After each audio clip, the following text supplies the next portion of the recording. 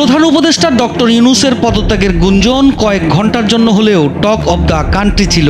এরপরই হঠাৎ উপদেষ্টা পরিষদের রুদ্ধদ্বার বৈঠক। রাতেই বিএনপি, জামায়াত, এনসিপির সাথে প্রধান উপদেষ্টার বৈঠক। সবকিছু মিলিয়ে কিছুটা ঘোলাটে পরিস্থিতি বিরাজ করছে দেশের রাজনীতির মাঠে। সরকার, রাজনৈতিক দল, সেনাবাহিনী সব মিলিয়ে গত কয়েকদিনে যা কিছু ঘটে গেল তাই নিয়ে দেশের সাধারণ মানুষের মনেও জেগেছে নানা প্রশ্ন। কাতার ভিত্তিক জনপ্রিয় গণমাধ্যম আল জাজিরা বাংলাদেশের চলমান রাজনীতি আর ইউনূস প্রশাসনের ভবিষ্যৎ নিয়ে বিশ্লেষণধর্মী একটি প্রতিবেদন প্রকাশ করেছে। আল জাজিরার রিপোর্টে বলা হয়েছে, দৃশ্যত এটি ছিল আইন শৃঙ্খলা পরিস্থিতি নিয়ে আলোচনা করার জন্য অন্তর্বর্তী সরকারের প্রধান নোবেলজয়ী অধ্যাপক মোহাম্মদ ইউনূস এবং দেশের 3 বাহিনীর প্রধানদের মধ্যে একটি রুদ্ধদ্বার নিয়মিত বৈঠক।